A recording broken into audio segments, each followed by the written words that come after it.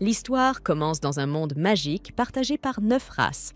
Les dragonautes, les elfes, les onus, les nains, les démons, les elfes noirs, les centaures, les peuples bêtes et les humains. C'est parmi eux qu'un jeune aventurier nommé Light vit le jour, animé par le désir d'offrir une vie meilleure à sa famille. Light fait ses adieux à sa ville natale et part explorer le monde en quête d'argent et de puissance. À son arrivée dans une grande cité, il est bousculé de toutes parts par la foule, mais il continue à chercher la guilde des aventuriers. En y entrant, il se présente à la réceptionniste, qui lui demande s'il souhaite s'inscrire comme nouvel aventurier. Il acquiesce et elle lui explique qu'il commencera au rang le plus bas, le rang F, avant de lui demander s'il possède une capacité spéciale. Light répond qu'il possède une capacité de gacha illimitée, lui permettant de tirer des cartes aléatoires et de les invoquer. Pour preuve, il invoque une fourchette cassée devant elle. La réceptionniste reste bouche bée, embarrassée. Light essaie de justifier que les couverts ne sont pas les seules choses qu'il peut faire apparaître, mais ses prochains tirages ne produisent qu'une série de snacks pourris. Déçu que sa chance le trahisse au pire moment, il baisse la tête, tandis que la réceptionniste confirme qu'il mérite bien ce pathétique rang F. Après avoir reçu sa carte d'aventurier, il lui demande s'il existe des quêtes disponibles. Elle lui indique le tableau des missions. À la simple mention des annonces, Light se sent gêné.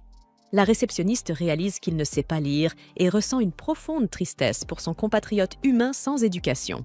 Elle lit donc les annonces à sa place, enthousiasmée à l'idée de lui permettre de gagner enfin un peu d'argent. Light accepte avec joie ces tâches ennuyeuses. Après une journée de dur labeur, il réussit à réunir assez d'argent pour louer une chambre. Cependant, une bande de peuples bêtes l'attaque, le renverse et commence à le harceler. Leur chef ramasse son argent, tandis que Light le supplie d'avoir pitié. Mais le loup, froid et impassible, lui assène un puissant uppercut. Le chef le raille de mendier pour de la petite monnaie, puis s'éloigne avec sa bande en riant. Même la foule ignore Light étendu sur le sol, jusqu'à ce qu'une elfe compatissante vienne l'aider à se relever. Surpris par tous les aventuriers qui l'entourent, Light recule, effrayé. Voyant sa peur, l'elfe le prend dans ses bras pour le réconforter, malgré les moqueries des passants. Ébahi qu'une si belle elfe se soit salie pour lui, Light la regarde l'aider à tenir debout. Les aventuriers se présentent alors comme les membres de la concorde des tribus. Un homme bête nommé Garou explique que chacun d'eux représente l'une des 9 races. L'elfe se présente sous le nom de Sacha. Elle introduit ensuite Drago, Diablo, Oboro, Nano, Sion et Centaure. Avec eux, 8 des 9 races sont réunies. Light comprend alors que la Concorde recherche un représentant de la race humaine pour incarner l'unité de tous les peuples de leur monde.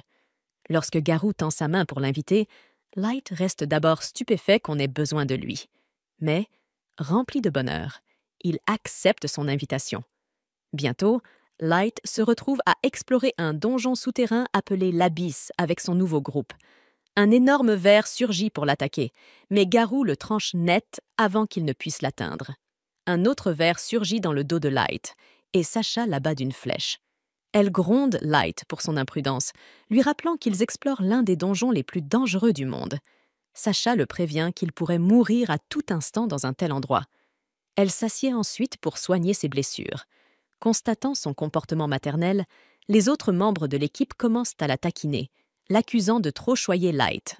Rouge comme une tomate, Sacha s'empresse de nier tout sentiment amoureux, prétendant qu'elle cherche seulement à protéger un camarade. Mais ses excuses maladroites ne convainquent personne, et plus on l'ignore, plus elle se défend. C'est alors que Drago intervient pour redonner confiance à Light, louant le fait qu'il prépare toujours un excellent thé pour l'équipe.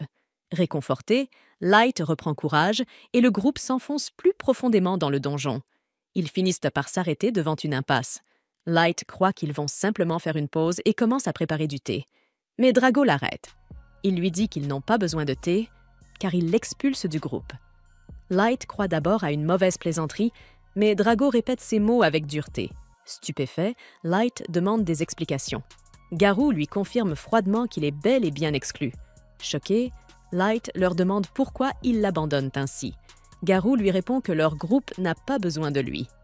À ces mots, Sacha le regarde avec dégoût, trouvant sa naïveté pathétique. Même Sion et Nano se mettent à se moquer de lui, tandis que les démons se réjouissent de s'en débarrasser enfin.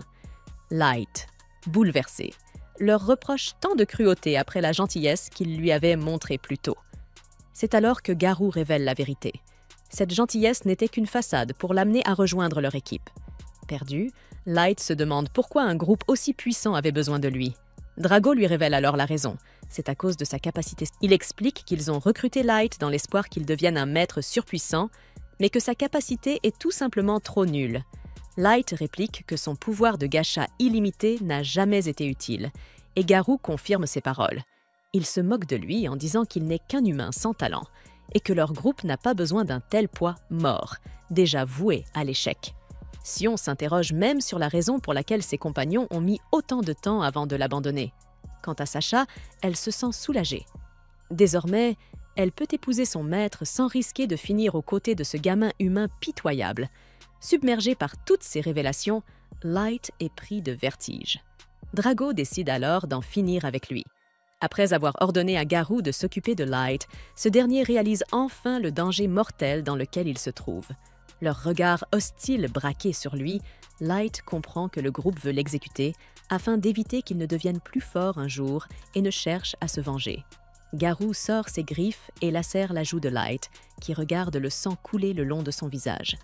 Sous le regard glacial de ses anciens compagnons, Light s'enfuit en hurlant. Garou ricane en affirmant que les monstres de l'abysse feront de lui leur repas. Mais soudain, une flèche lancée par Sacha transperce sa jambe, l'empêchant de fuir.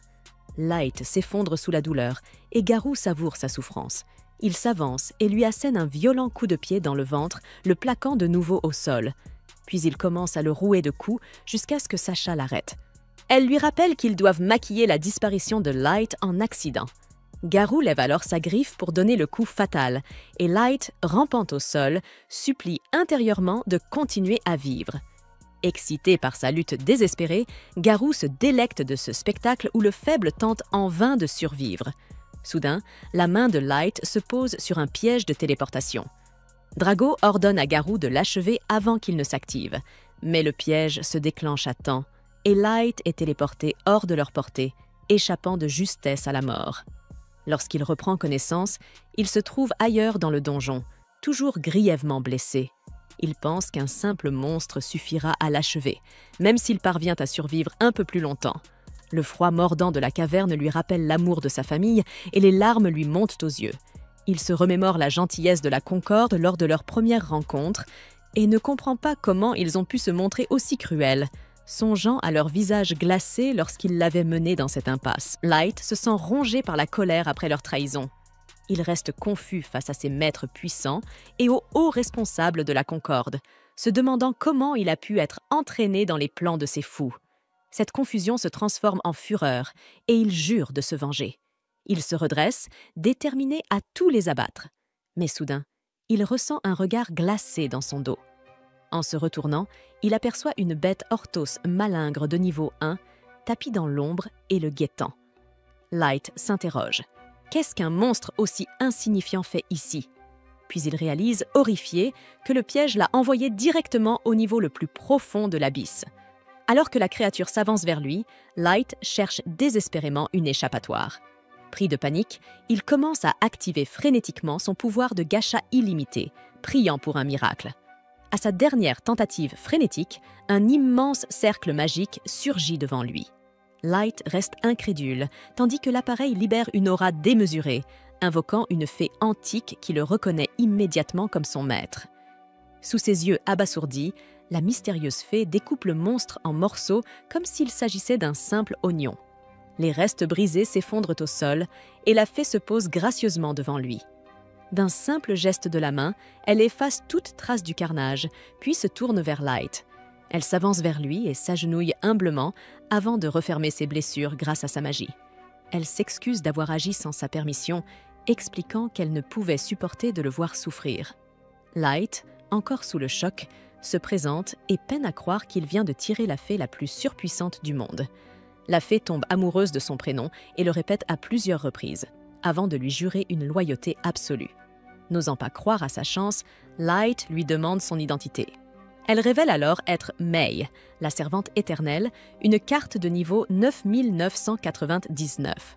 May explique qu'elle est une carte ultra rare, presque légendaire, issue de son gacha. Light, incrédule, proteste que son pouvoir n'a toujours produit que des déchets et qu'il est impossible qu'il ait invoqué une créature aussi puissante. May pense qu'il mérite entièrement de l'avoir et le supplie de l'accepter. En voyant son visage si implorant, Light finit par céder. May le remercie alors avec une gratitude infinie.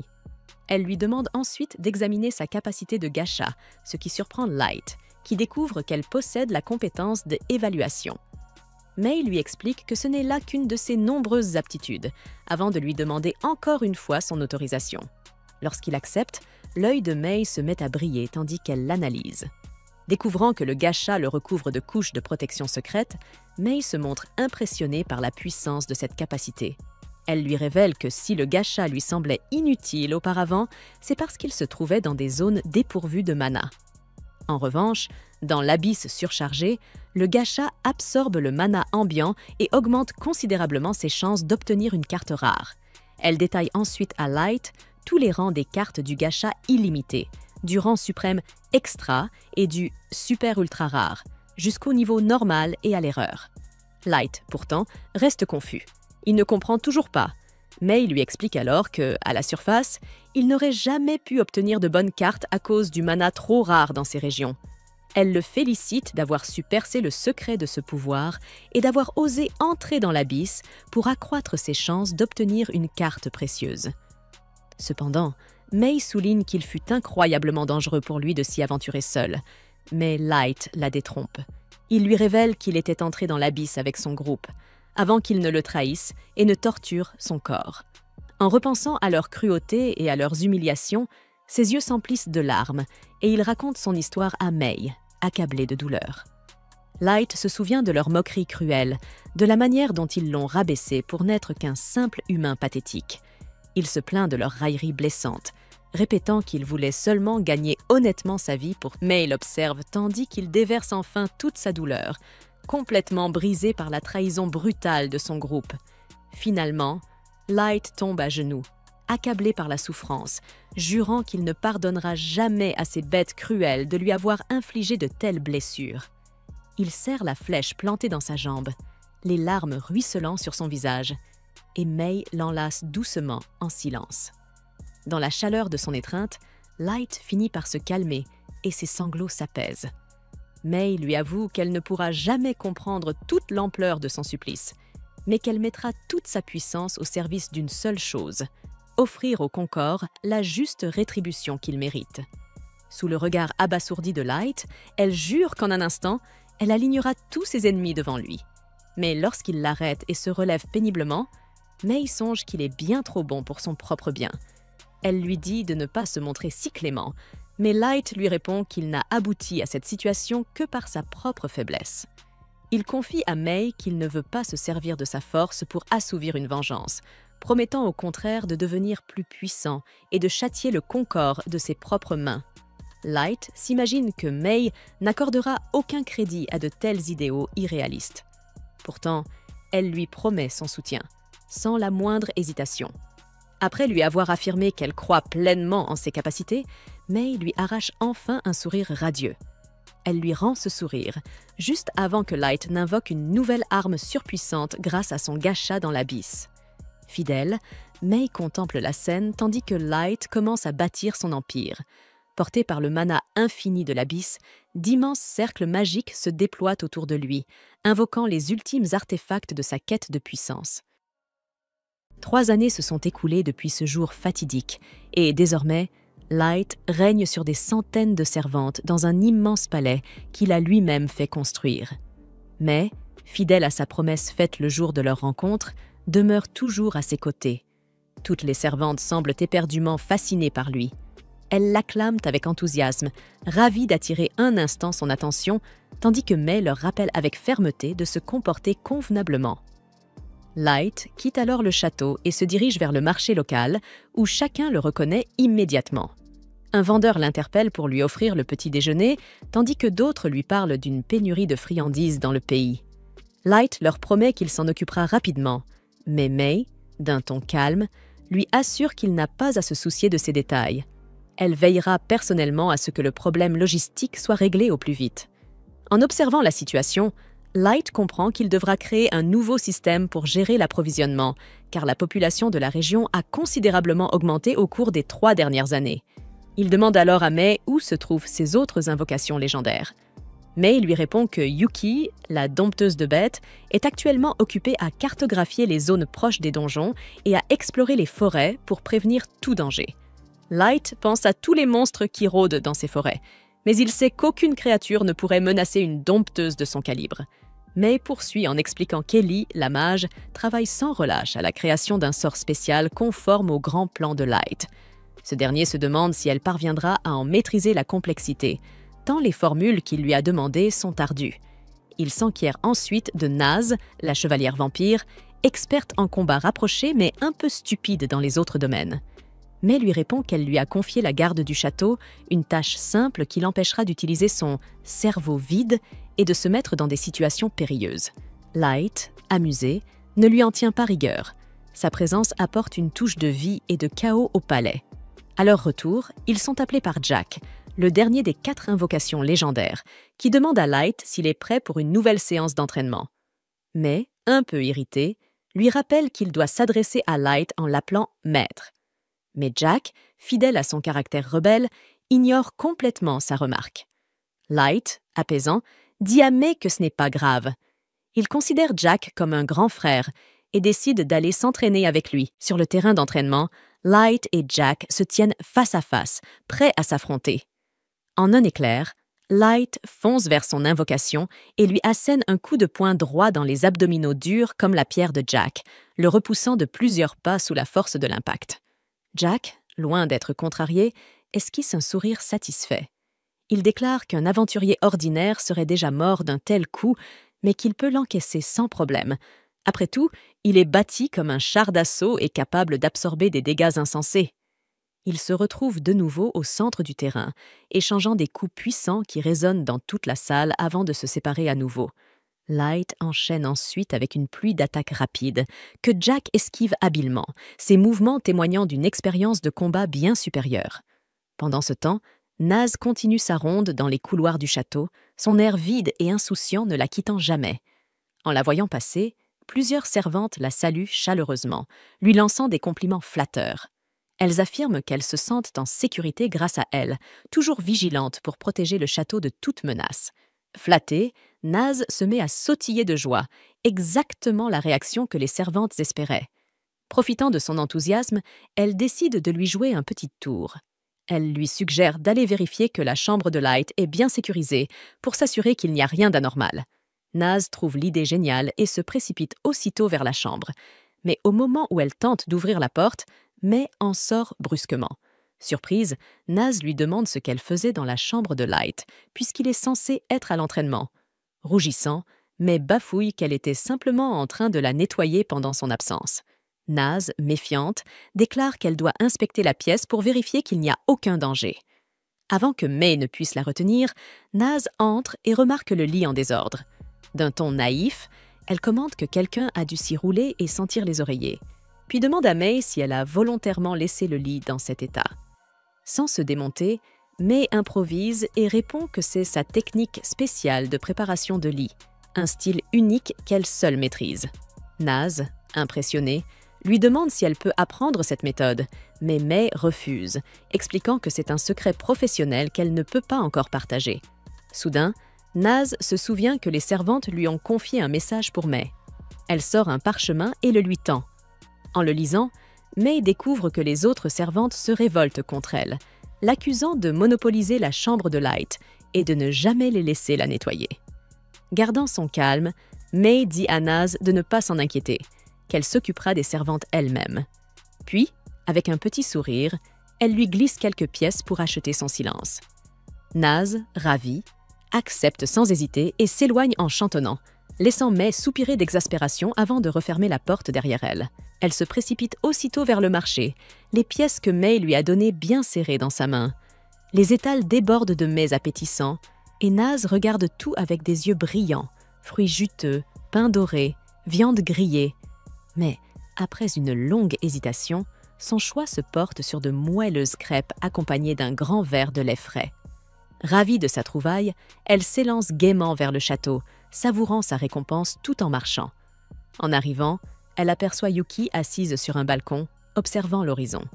Naz l'interpelle joyeusement pour lui demander si elle a terminé son travail dans la forêt. Exaspérée par l'enthousiasme de Naz, Yuki lui montre la carte qu'elle vient tout juste de finir, celle que Mei lui avait demandée, avant d'ajouter qu'elle est simplement revenue la livrer avant de repartir. Naz la félicite bruyamment, puis reprend sa ronde, toute fière d'avoir inspecté le balcon.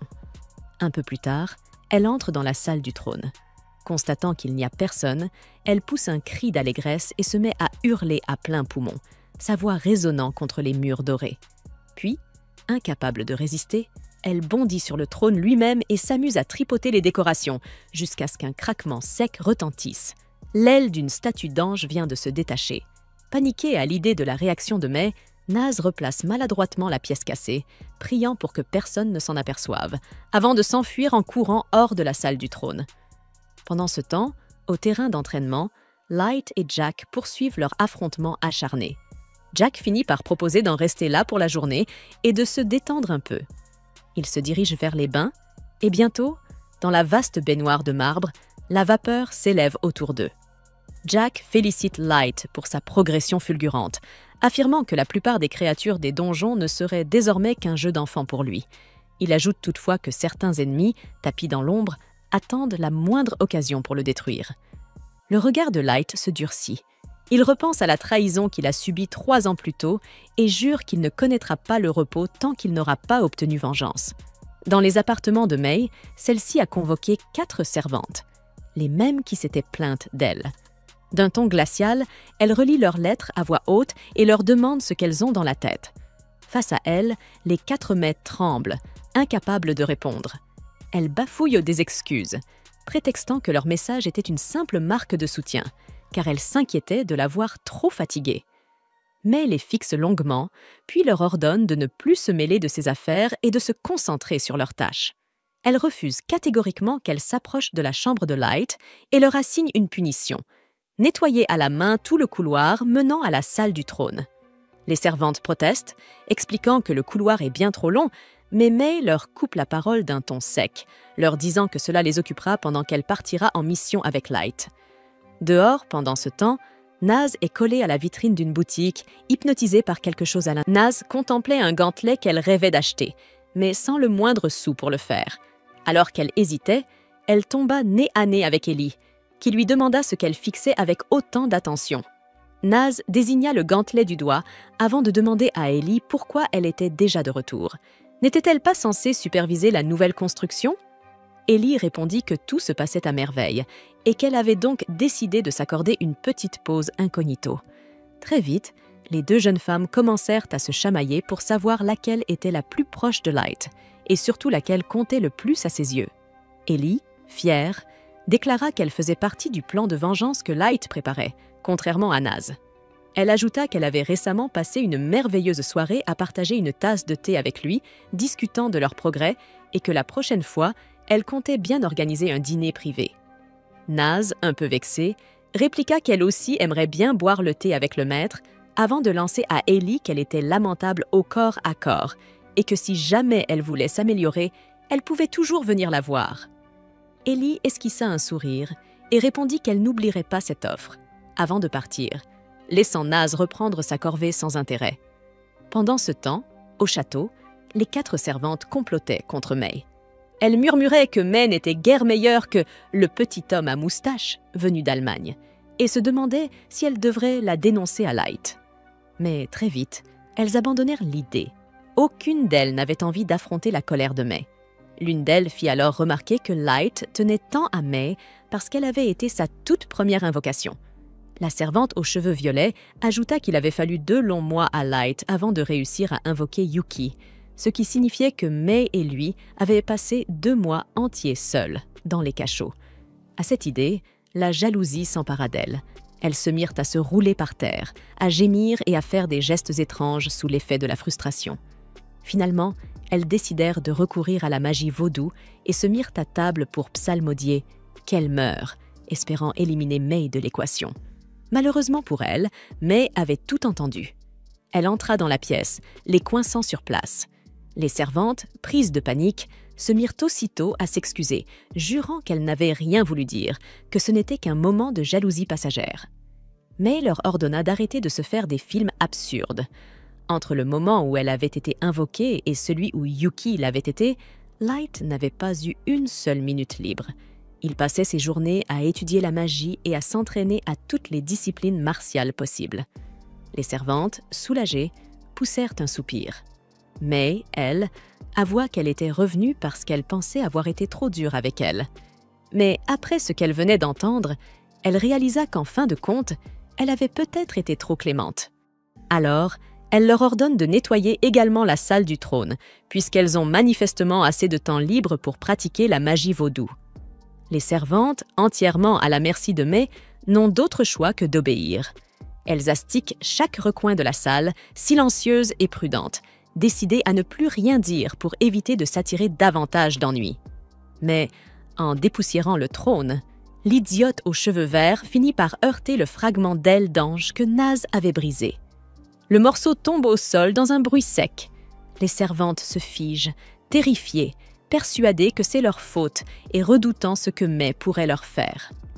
Le lendemain matin, Light entre dans le donjon où Naz, Ellie et Yuki l'attendent déjà. Il les salue d'un ton calme, mais à peine a-t-il ouvert la bouche que Naz et Ellie se remettent à se chamailler. Soudain, une ombre bouge. Un monstre surgit des ténèbres. Light se fige immédiatement. C'est un cerbère infernal. Même s'il sait qu'il est aujourd'hui bien plus fort qu'autrefois, le traumatisme de ce jour-là le hante encore. À la vue de la bête, son sang se glace. Son équipe, en revanche, ne ressent aucune peur. Au contraire, la colère les envahit en voyant le cerbère troubler leur maître. Naz brandit déjà son arme, prête à découper la créature en morceaux. Ellie demande la permission d'exterminer toute l'espèce des cerbères de ce monde, tandis que Yuki, d'un ton presque amusé, se demande si elle pourrait retrouver les portes de l'enfer pour y précipiter ce monstre dans ses tréfonds. Leur simple aura suffi à faire reculer la créature, qui comprend aussitôt qu'elle n'a aucune chance face à de tels êtres. Light, reprenant peu à peu son calme, lève la main pour apaiser ses invocations. Il s'approche du monstre tremblant et lui donne une légère tape, comme pour lui signifier qu'il n'a rien à craindre.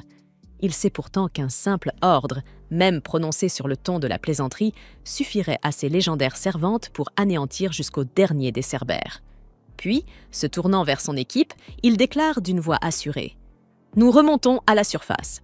Aujourd'hui, notre plan de vengeance commence. » Pendant ce temps, ailleurs dans le monde, Garou se promène dans une ville d'hommes-bêtes, et en tant que héros-bête, tout le monde ici le couve d'admiration. En fait, un type au fond va même jusqu'à proposer de vendre sa propre sœur, mais Garou n'est pas intéressé pour le moment. Soudain, il aperçoit un pauvre humain fouillant dans les déchets à la recherche de quelque chose à manger.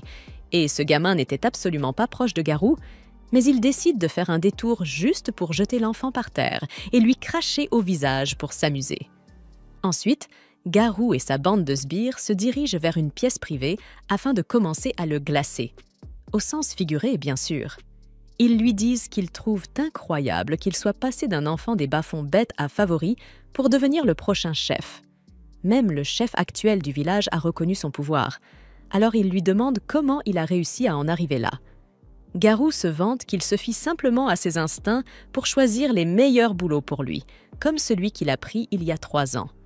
Il a été bien payé pour faire semblant de faire partie d'un parti d'unification des races, et tout ce qu'il avait à faire était d'éliminer un humain suspecté d'être un maître.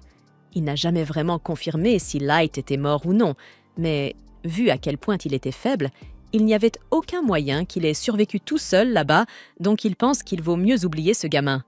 Cependant, un instant plus tard, May entre dans la pièce en demandant après Light.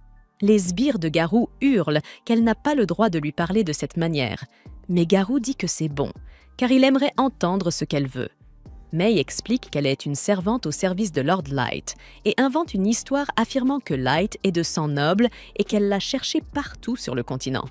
Garou est sceptique, puisque les personnes qui l'avaient engagé pour cette mission avaient fait une vérification complète sur Light, et Light lui-même n'avait jamais mentionné être noble.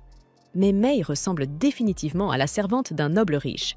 Alors il voit cela comme une bonne occasion de se faire de l'argent. Il lui demande ce qu'elle veut de lui, et May répond qu'elle a récemment découvert que Light serait décédé dans le donjon il y a 3 ans, et qu'elle aimerait que Garou la conduise jusqu'au dernier lieu où il a été vu, afin qu'elle puisse lui rendre hommage. Elle propose même de le payer en or massif pour ce service, mais les instincts de Garou lui signalent que tout cela n'est qu'un piège. Cela semble beaucoup trop louche qu'elle soit prête à payer autant juste pour être conduite dans le donjon, mais comme May semble être une simple humaine, Garou met ses doutes de côté, pensant qu'aucun humain ne pourrait commencer à lui faire. Il accepte de la conduire jusqu'au dernier endroit où Light a été aperçu, mais il précise qu'il ne fait pas cela pour l'argent. Il le fait parce que Light était un bon ami et qu'il veut aider de toutes les manières possibles. Mais sait que tout ce qu'il vient de dire est un pur mensonge. Mais elle doit rester dans son rôle, alors elle le remercie. Et 1 mois plus tard, le groupe se rapproche de l'endroit où Light a disparu.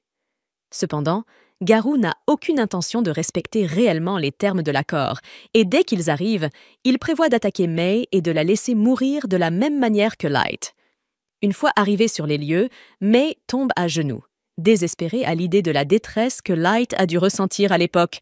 Pendant ce temps, Garou tente de raconter une histoire selon laquelle Light aurait été attaqué par un monstre et serait tombé dans un piège de téléportation avant que quiconque ne puisse le sauver.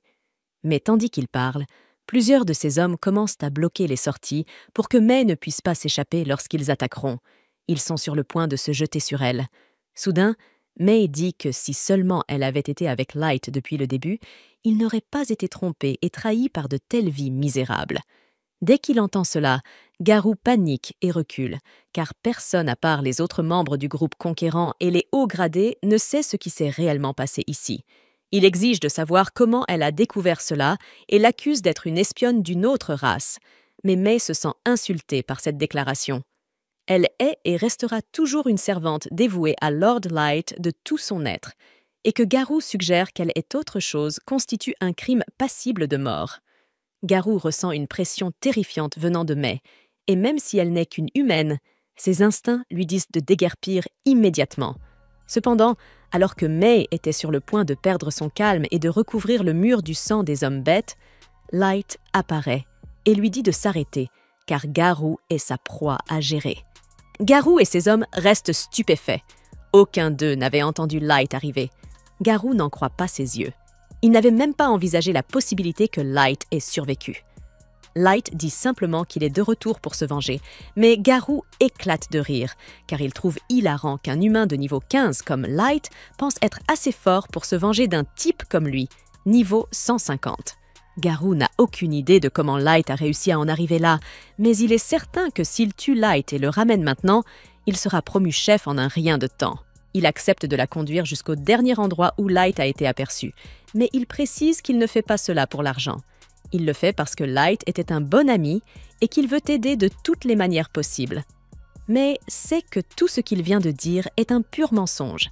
Mais elle doit rester dans son rôle, alors elle le remercie. Et 1 mois plus tard, le groupe se rapproche de l'endroit où Light a disparu.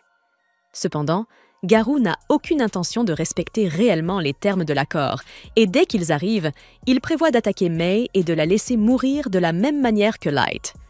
Une fois arrivé sur les lieux, May tombe à genoux, désespérée à l'idée de la détresse que Light a dû ressentir à l'époque.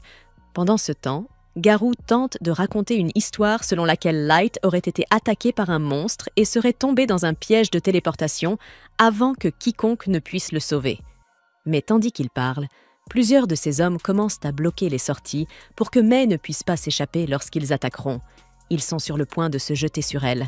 Soudain, May dit que si seulement elle avait été avec Light depuis le début, il n'aurait pas été trompé et trahi par de telles vies misérables. Dès qu'il entend cela, Garou panique et recule, car personne à part les autres membres du groupe conquérant et les hauts gradés ne sait ce qui s'est réellement passé ici. Il exige de savoir comment elle a découvert cela et l'accuse d'être une espionne d'une autre race. Mais May se sent insultée par cette déclaration. Elle est et restera toujours une servante dévouée à Lord Light de tout son être, et que Garou suggère qu'elle est autre chose constitue un crime passible de mort. Garou ressent une pression terrifiante venant de May, et même si elle n'est qu'une humaine, Ses instincts lui disent de déguerpir immédiatement. Cependant, alors que May était sur le point de perdre son calme et de recouvrir le mur du sang des hommes bêtes, Light apparaît et lui dit de s'arrêter, car Garou est sa proie à gérer. Garou et ses hommes restent stupéfaits. Aucun d'eux n'avait entendu Light arriver. Garou n'en croit pas ses yeux. Il n'avait même pas envisagé la possibilité que Light ait survécu. Light dit simplement qu'il est de retour pour se venger, mais Garou éclate de rire, car il trouve hilarant qu'un humain de niveau 15 comme Light pense être assez fort pour se venger d'un type comme lui, niveau 150. Garou n'a aucune idée de comment Light a réussi à en arriver là, mais il est certain que s'il tue Light et le ramène maintenant, il sera promu chef en un rien de temps. Garou est toujours convaincu que Light bluffe, alors il canalise le souffle bestial de son Fenrir et frappe Light avec une énergie suffisante pour dynamiser sa petite forteresse. Cependant, lorsque la poussière retombe, Light est toujours debout, indemne et immobile. Il trouve un peu embarrassant que Garou se soit tant vanté d'une attaque qui n'a à peine eu d'effet. Il trouve aussi étrange que Garou continue d'appeler son invocation un Fenrir, alors qu'elle est à peine assez forte pour être considérée comme un chiot Fenrir. Light sort alors une carte d'invocation et dit qu'il va montrer à Garou à quoi ressemble un vrai Fenrir, juste avant d'invoquer un dieu loup. C'est un Fenrir de niveau 9000, dépassant tout ce que Garou a jamais vu de sa vie, et après que Light lui ordonne de s'occuper de l'invocation de Garou, il souffle simplement dans sa direction. Et le loup de Garou se retrouve soudainement emprisonné dans un bloc de glace. Voir Light sortir ainsi un loup capable de neutraliser son invocation fait enfin réaliser à Garou dans quel mauvais pas il est. Mais Light lui explique que le dieu loup n'était qu'un spectacle, car il aurait pu gérer l'invocation de Garou tout seul s'il l'avait voulu. Pour rendre la différence de puissance absolument claire, Light active son écran de statut pour montrer à Garou qu'il est actuellement niveau 9999. Garou est maintenant terrifié, car il ne savait même pas que les niveaux pouvaient monter si haut, et il commence à penser que Light est un imposteur. Mais peu importe que ce soit le vrai Light ou non, il est certain qu'il va se faire tuer par lui vu la tournure des événements. Il jette ses armes et son orgueil à terre et commence à supplier Light de lui épargner la vie. Il dit qu'il suivait seulement les ordres de son pays et qu'il ne l'aurait jamais trahi autrement. Il lève les yeux, espérant que Light aura pitié. Mais avant que cela ne se produise, Light annonce qu'il a quelques questions pour Garou. Il lui demande d'abord des informations sur les maîtres que ses supérieurs lui avaient demandé de trouver, mais Garou répond qu'il ne sait en réalité rien à leur sujet. Light lui demande alors pourquoi ces mêmes supérieurs ont ordonné à Garou et aux autres de le tuer après avoir confirmé que Light n'était pas un maître. Mais Garou n'a vraiment aucune information. Il s'est contenté d'obéir aux ordres. Light se tourne ensuite vers les autres hommes bêtes et leur demande s'ils savent quelque chose sur les maîtres. Et ils mentent tous, espérant que Light leur épargnera la vie. Mais à l'instant d'après, May les tranche tous en morceaux pour avoir osé proférer de faux mensonges devant Lord Light. Light se tourne ensuite vers Garou et lui annonce qu'il a une dernière question à poser. Mais au cas où il songerait à mentir, il doit savoir que l'œil du jugement de May peut détecter s'il dit la vérité ou non. Et il n'aimera pas la suite si elle découvre qu'il a menti. Puisque l'intuition de Garou est si aiguisée, Light lui demande s'il pense qu'il serait possible de gagner une guerre contre les nations de la surface dans son état actuel. Garou avale difficilement sa salive, hésitant, mais finit par avouer à Light que sa force incroyable lui donnerait certes un avantage au début du conflit, mais qu'il finirait par perdre. Il n'est toujours qu'un seul individu, donc remporter une guerre entière contre des nations disposant d'innombrables soldats, d'armes et d'objets serait pratiquement impossible. Garou pense que Light va être contrarié par cette réponse, mais Light sent que Garou dit la vérité, et s'y attendait déjà. Cependant, il déclare vouloir montrer quelque chose à Garou. Il sort une carte de téléportation et transporte Garou et May dans la salle du trône. Garou se couvre la tête, terrifié, car il ignore ce que Light lui réserve.